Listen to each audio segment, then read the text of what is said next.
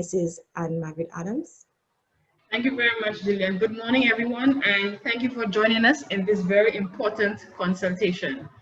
So the standard under review and proposed for adoption was once a publicly available specification, and it's basically a type of standard that was published to respond to an urgent market need. And at the time, interestingly, it was in response to the increased demand for rooms. That was during the Cricket World Cup in 2006, and it was also in relation to the policy of the government at the time to encourage locals to upgrade the offer for their homes, to allow their homes to be open for visitors during that period of time. So there was an increased demand for rooms at the time, and it was the policy of the government to encourage persons, locals, to offer their homes for visitors, and the standard was developed in response to that need. So almost 2 decades later, this type of accommodation is still very relevant for us, and it has expanded and transformed our local economic landscape, because we have experienced an astronomical increase in the demand for homestays and the associated increase in the use of online platforms, which everybody here would be familiar with, the Airbnbs, HomeAway, etc. So these platforms, they have offered a very lucrative segment, a lucrative alternative rather, to sustain the demand for that type of accommodation. And of course, it provides the opportunity for investment, to expand investment opportunities for locals, because they now have, you know, increased visibility for their services. So it's a growing industry, and it continues to grow, and it has become necessary to review the standard. It was introduced and it was applied at a particular time for a specific purpose. However, significant time has elapsed, and as well, and has now become useful for us to, you know, to drive the agenda in expanding local community ownership. The Ministry of Tourism and the Government of Saint Lucia, one of our key strategic imperatives is that of encouraging expanding local ownership in the tourism industry. So it is really much aligns with our agenda in that regard. So it is necessary to review the standard, and strategically it supports the Ministry of Tourism's policy direction, particularly in our village tourism development, which we expect to facilitate a number of branded tourism products within the communities as we attempt to spur local investment and provide, you know, a more authentic community-based tourism experiences to visitors. I'm still on the first slide, Julian. So it really is an attempt to support our efforts at implementing a tourism licensing regime, which you will be integrally involved in. So it supports our licensing regime as we ensure that all businesses are licensed, that they meet a particular standard in operating. Next slide.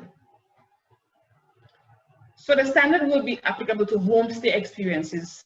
That is, experiences or accommodation that provide a home away from home experience, a home away from home ambience. And it is really intended to provide assurance to the visitors who are seeking a more modest and authentic accommodation options. It is not your traditional type of hotels, but is more authentic and more modest accommodation. Next slide. So it really sets the framework for the establishment of the way in which those businesses are to operate. It supports our efforts in ensuring that there's consistency in the service delivery aspect, and whatever services, whatever products are offered within the sector, they are at a particular standard. And I might also add as well that a major component of our village tourism program is the whole idea of product development and quality assurance for services and products within that particular village tourism brand. So this we hope to achieve through the development and guidelines of standards, which is where this standard comes in, because we expect that the village tourism brand and the products, they will be subject to what we call an endorsement or verification or licensing regime. So for businesses to be able to participate successfully, to become part of that brand, it is the expectation that they would have to meet a particular standard.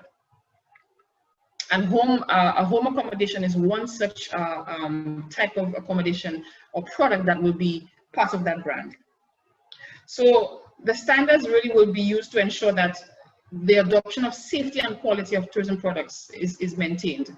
So we expect that there will be a licensing of businesses in that regard, and we are moving in this direction in order to fulfill our mandate and ensure that all businesses operating within the sector, they are licensed, as I mentioned earlier.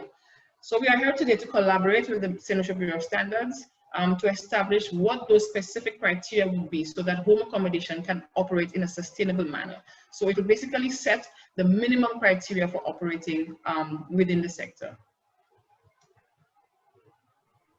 Thank you very much, Mrs. So just to finalize that, it really supports our agenda to drive community involvement, because it is about, you know, businesses that are really operating within the community environment, providing that kind of authentic experience. And of course, we want to ensure that there is an acceptable standard in which businesses operate. Thank you very much.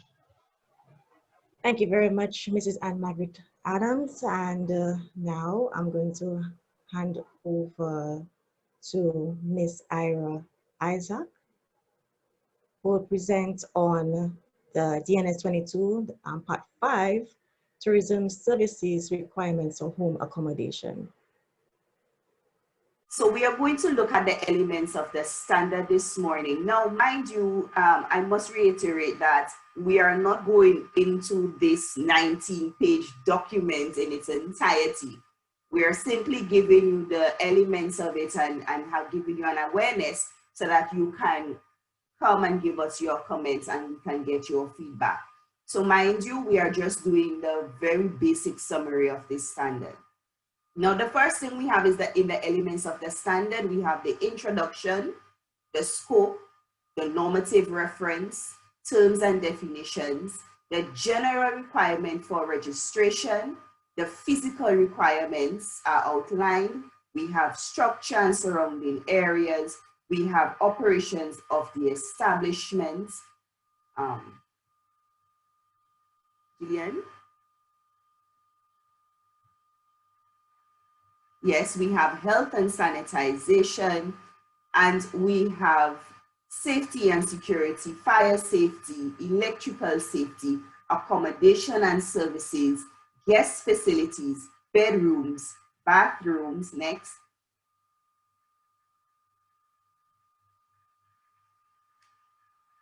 Yes, living room, kitchen or kitchenette, food preparation and service facility, special facilities, infants, disabled guests, and we have our Annex A, which is informative, and this gives us the items for a first aid kit. Now, when we look at the scope of the standard, it says that this national standard specifies the minimum requirements for home accommodation operating in Saint Lucia, providing accommodation to tourists. It includes requirements for private commercialized, health and safety,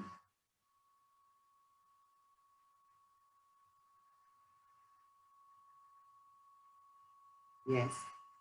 And in the general requirements, we have the home accommodation establishments and what it entails to do.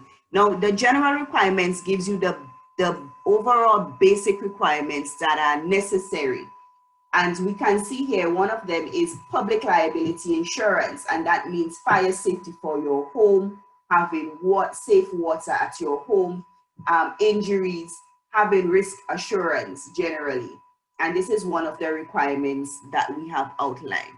As well, when you look at the physical requirements, the physical requirements really is targeted at having a safe environment, not just a clean environment. So one of the things we have is the structure and the surrounding areas.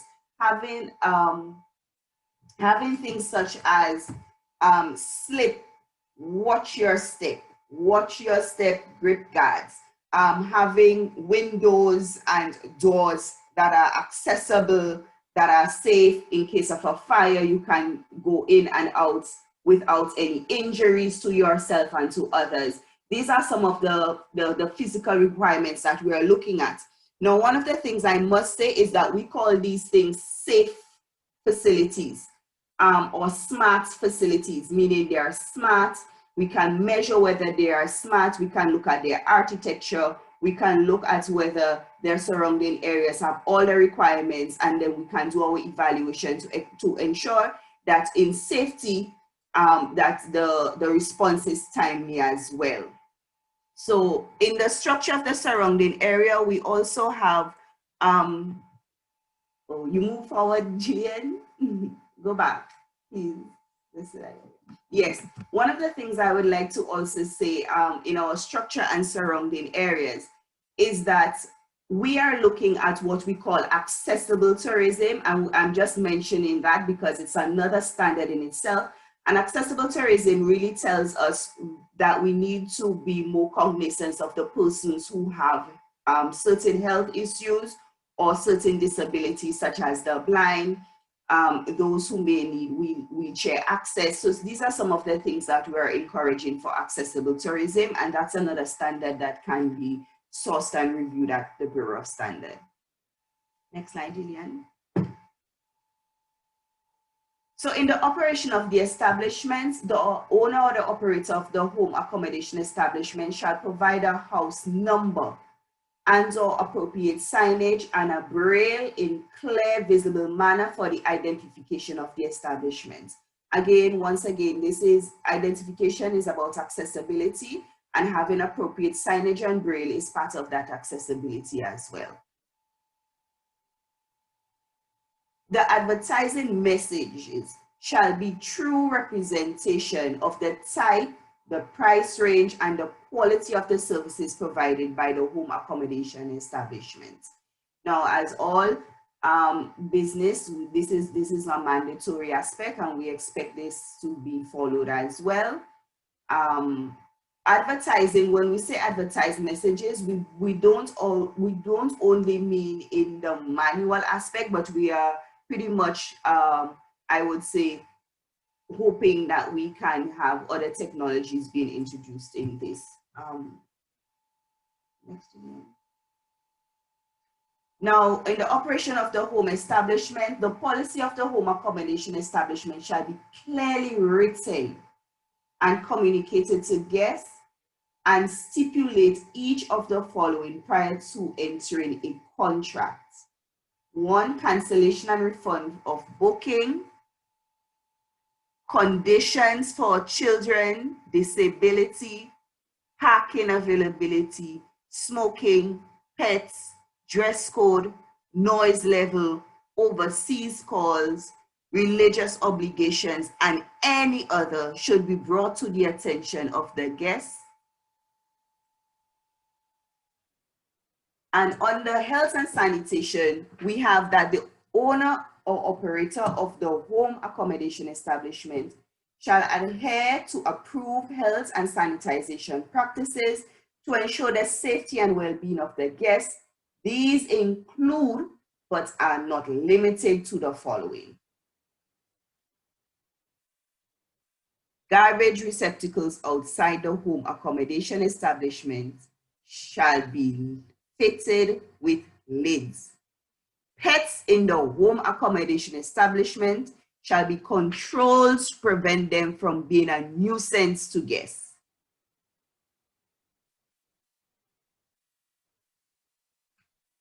Safety and security.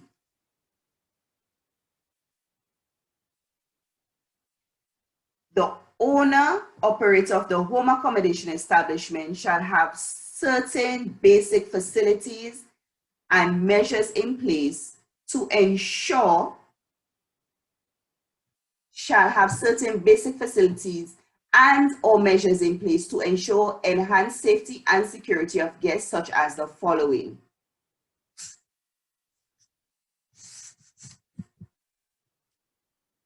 Suitable and secure locks shall be provided on all exterior doors and windows. Emergency plan and procedures shall be developed and communicated with signage.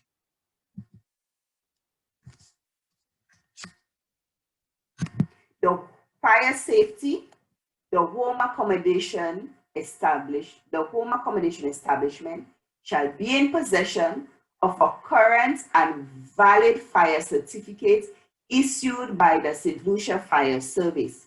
The emergency telephone number of the Saint Lucia Fire Service shall also be displayed in a conspicuous manner.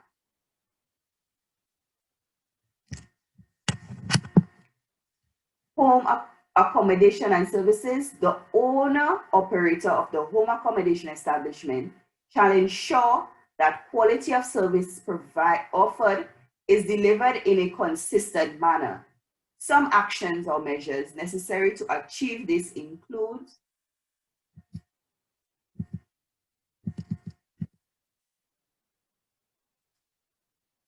courteous service shall be provided to guests at all times.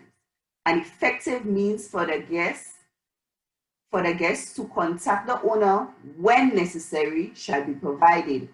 A full stocked and complete first aid kit shall be accessible to the guests at all times.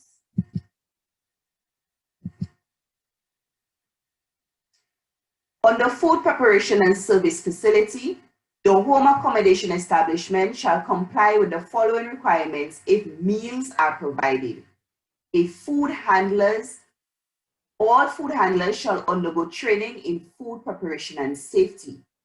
Effective measures shall be taken to protect the area in which the food is prepared from insects, rodents, birds, or other vermin.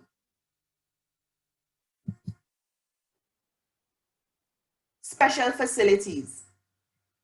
The owner-operator of the home accommodation establishment shall ensure that services advertised are provided. This includes whether it's for infants, and I know that these are maybe very specific requirements, but we are looking at infants. If you have facilities for elderlies, if you have facilities maybe for pets, that could be another one. Service animals. These are called special facilities, and they should be advertised as what is provided, or even special parking.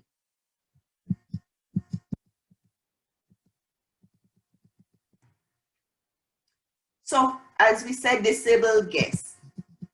Disabled guests shall be located on lower floors, preferably near exits. Guests in wheelchairs shall be able to gain access to the rooms and all common areas with the use of ramps. Again, the requirements for this can be found in the accessible tourism.